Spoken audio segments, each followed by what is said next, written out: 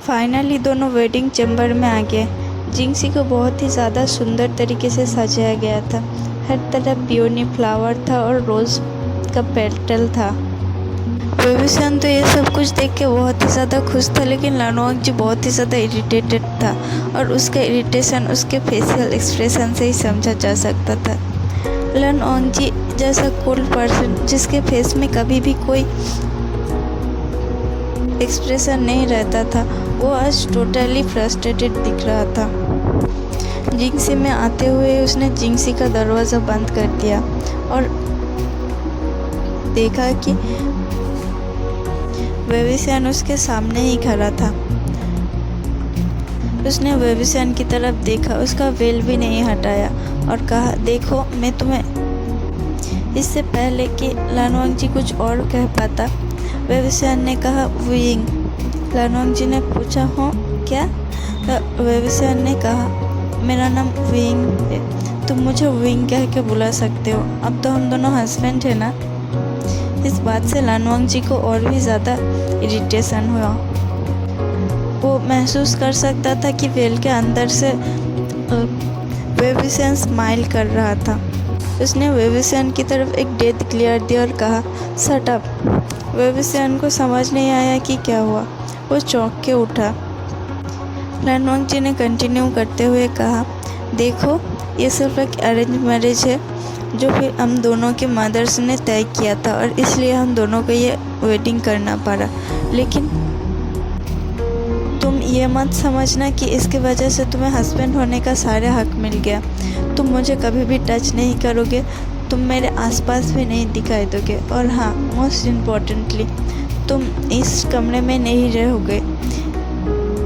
ये करके उसने हाथ अपने उंगलियों को साइड के एक दरवाजे पे दिखाया जहाँ पे एक छोटा सा चैम्बर था मेन बेडरूम के अलावा। तो उसने उस तरफ दिखाया और वेबुसन से कहा, तुम आज से वहाँ रहने वाले हो और खबरदार जो कि मेरे बेडरूम पे आए तो। वेल के अंदर से वेबुसन का चेहरा पूरा सूख गया था। उसने कभी भी एक्सपेक्ट नहीं किया था कि उसका हस्बैंड उसे ऐसा कहेगा। उसने अपने शेकिंग वॉइस में कहा, ये तुम क्या कह रहे हो लंजा? लेकिन शायद ये लंजा शब्द लानोंग जी के दिल को और भी दर्जा चीर रहा था। उसने कहा, खबरदार जो मुझे इंटीमेटली बुलाने की कोशिश किया। मुझे इंटीमेसी बिल्कुल भी पसंद नहीं है। और हाँ, हम दोनों कुछ हफ्ते बाद ही डिवोर्स लेने वाले हैं। तब तक के लिए हमें ये दुनिया को दिखाना पड़ेगा कि हम दोनों सच में वेडेड हस्बैंड हैं। तो लोगों के सामने तुम मुझसे नॉर्मल बिहेव करोगे, और हाँ, लोगों को देख के खबरदार अगर मुझसे चिपकने की कोशिश की तो। ये कह के उसने बेड से सारे पियोनी और रोजेस के पेटल को हटाने लगा, लेकिन वेबुसन अभी भी स्टंट खड़ा था। ये बातें लानोंग जी को और भी ज़्यादा गुस्सा दिला रहा था। उसने अपने आवाज़ ऊंचे करते हुए कहा, तुम अभी भी मेरा मुंह क्या देख रहे हो? जाओ जल्दी वहाँ पे, और खबरदार जो मेरे रूम में आए तो। ये कह के उसने उस दरवाज़े की तरफ इशारा किया। वेबुसन उस बात का अगेंस्ट कुछ बोलने ही जा रहा था, लेकिन लानोंग जी ने उसे फिर से चुप कर दिया। नाउ गो, ये कह के उसने बेड के पास ही के टेबल के वाइन के जार को फेंक दिया। वेबुसन इस बात से बहुत ही ज़्यादा डर गया और वो तुरंत उस कमरे की तरफ निकल गया। कमरे में जाके उसने अपने बेल को हटा के अपने आप को बेड पे फेंक दिया। शादी के पहले उसे बहुत कुछ बताया था। उसने सुना था कि लानोंग जी बहुत ही अच्छा पर्सन है, वो उसे बहुत ही ज़्यादा खुश रखेगा। और ये सब सुन के वेबुसन के इस शादी के प्रति एक्सपेक्टेशन कुछ ज़्यादा ही बढ़ गया था। लेकिन अचानक से लानोंग जी के सारे कड़वे वर्ड्स वेबुसन के दिल को चीर रहा था। उसे वो दिन याद आता है जब उसे पहली बार पता चला था कि उसका होने वाला हस्बैंड लानोंग जी है। वो याद करता है कि एक दिन वो यूनमेंग में लड़कियों के साथ फ्लर्ट करते हुए घूम रहा था, तो मैडम ने उसे फ्लर्ट करते हुए देख लिया और उसे अपने कमरे में बुला के बहुत ही ज़्यादा डांटा और उसे ये कहा कि क्या तुम्हें किसी ने बताया नहीं कि तुम्हारे माँ ने तुम्हारे जन्म से पहले ही तुम्हारा शादी तय कर दिया है? ये बात सुन के वेबुसियन बहुत ही ज़्यादा हैरान हो गया। उसने कहा, जी मैडम यू। लेकिन मैडम यू ने उसे एक डेट डिक्लेयर दिया और कहा, खबरदार जो किसी से फ्लर्ट करने की कोशिश किया तो तुम गुसू के प्रिंस लानवांगजी से शादी करने जा रहे हो फ्यूचर में। और अगर तुम्हारे कैरेक्टर में थोड़ा सा भी दाग लगा तो याद रखना, मैं तुम्हें योनमंग में भी नहीं रहने दूंगा। उस दिन पहली बार वेबुसियन को पता चला था कि उसका होने वाला हस्बैंड कोई नहीं लानवांगजी है, जो कि गुसू का सेकेंड प्रिंस और जेठ था। उस दिन के बाद से वेबुसियन लानवांगजी के बारे में बहुत ही ज़्यादा रिसर्च किया और लानवांगजी के बारे में थोड़ी बहुत इन्फॉर्मेशन कलेक्ट किया। लेकिन वो तब बहुत ही ज़्यादा छोटा था, तकरीब 10 या 12 साल का। लेकिन उस बात का काफ़ी सारा बरस निकल गया। अब तो वेबुसियन लानवांगजी के बारे में भूल भी चुका था और वो ये भी भूल गया था कि उसका एक फ्यूचर हस्बैंड है। एक दिन वेबुसियन लोटस पॉन्ड में लोटस सीड्स तोड़ रहा था और लड़कियों के साथ फ्लर्ट कर रहा था। तब एक सर्वेंट ने आके उसे कहा कि क्लैन लीडर जियांग उसे बुला रहा है। तो उसने जो कर रहा था उसे वहीं पे छोड़ के क्लैन लीडर जियांग के पास चला गया और उसे वो किया। तब क्लैन लीडर जियांग ने उसे एक लेटर दिखाया और कहा कि गुसू से लेटर आया है तुम्हारे लिए। तुम्हें शायद हम लोगों ने ये बातें नहीं बताई, लेकिन तुम्हारी माँ ने तुम्हारे जन्म से पहले ही तुम्हारे और गुसू के सेकेंड जेठ लानवांगजी का विवाह तय कर दिया था और बचपन में ही तुम लोगों के एंगेजमेंट कर दिया गया था। अब वो लोग चाहते हैं कि तुम लोग एक साथ विवाह के बंधन में बंध जाओ।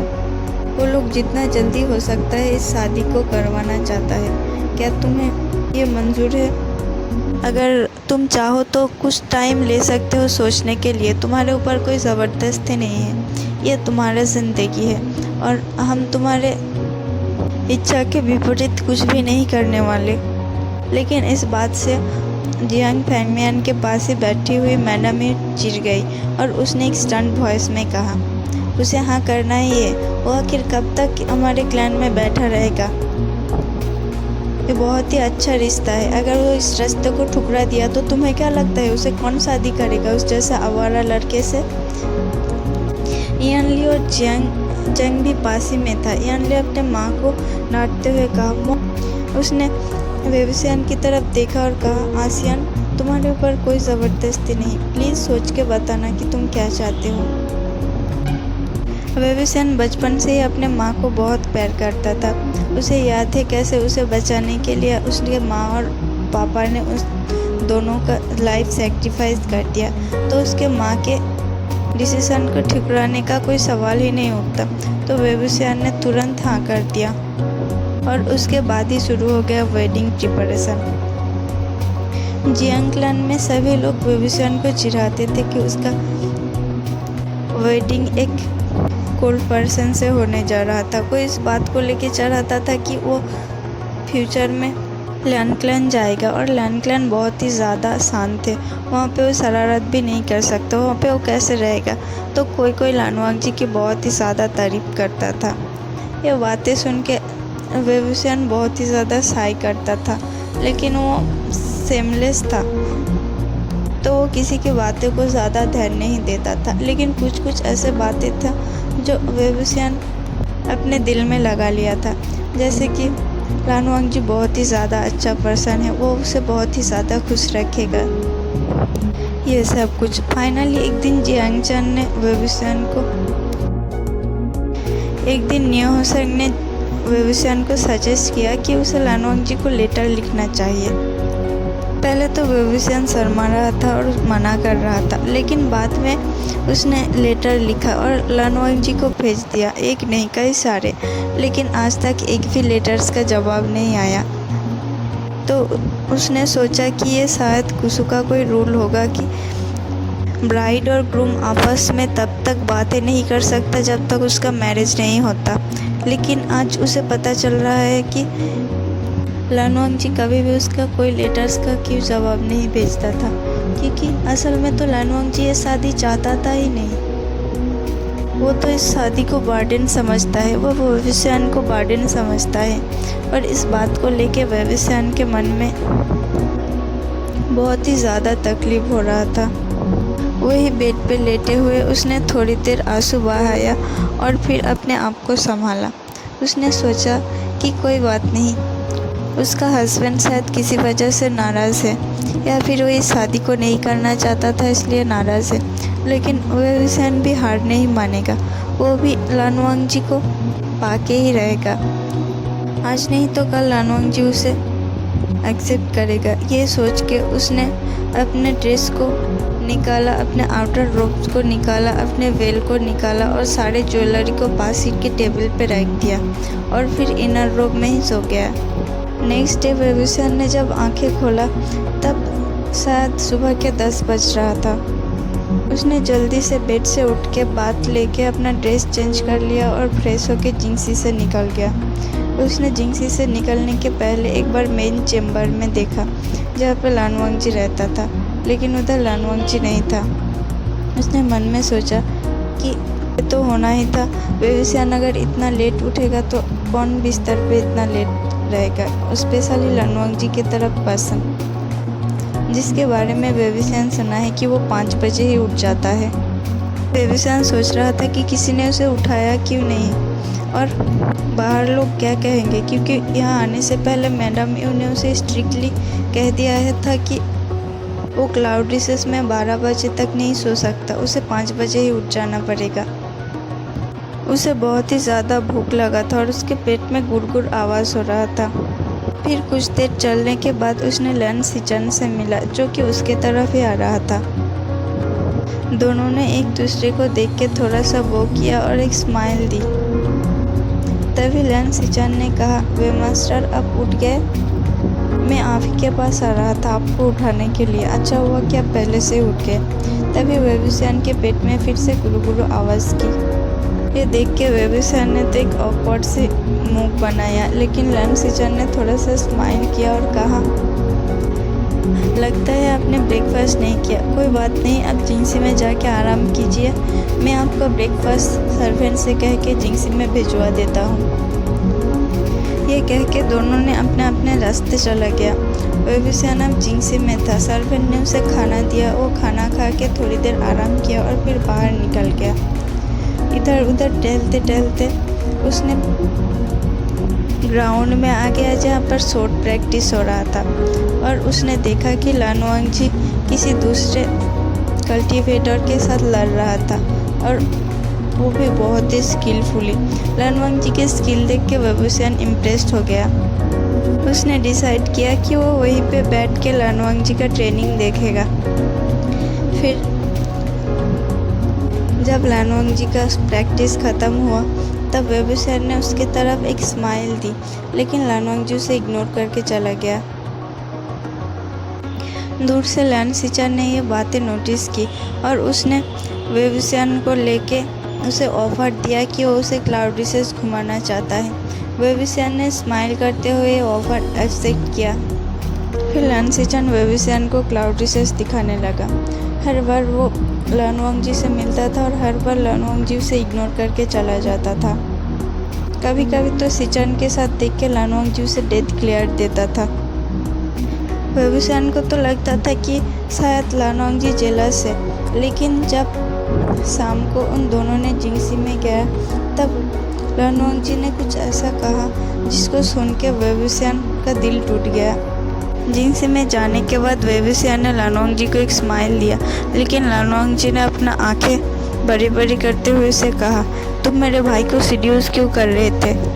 वेविसियान अपने कानों कर रहा था कि उसका हस्बैंड उसे एलिगेशन लगा रहा है कि वो उसके इन ब्रदर इन लॉ को सीड्यूस करने की कोशिश कर रहा था। उसने अनबिलीवली कहा, व्हाट, ये तुम क्या कह रहे हो? मैं उसे भला क्यों सीड्यूस करना चाहूँगा? लानवांग जी ने उसकी बातों को इग्नोर करते हुए कहा, व्हाटएवर, जो करना है करो, लेकिन याद रखना हम दोनों 1 हफ्ते बाद डिवोर्स ले रहे हैं। ये कह के वो अपने चैम्बर में जाके दरवाज़ा वेविसियान के मुंह के ऊपर लगा दिया। वेविसियान वहाँ पे अभी भी स्टन खड़ा था।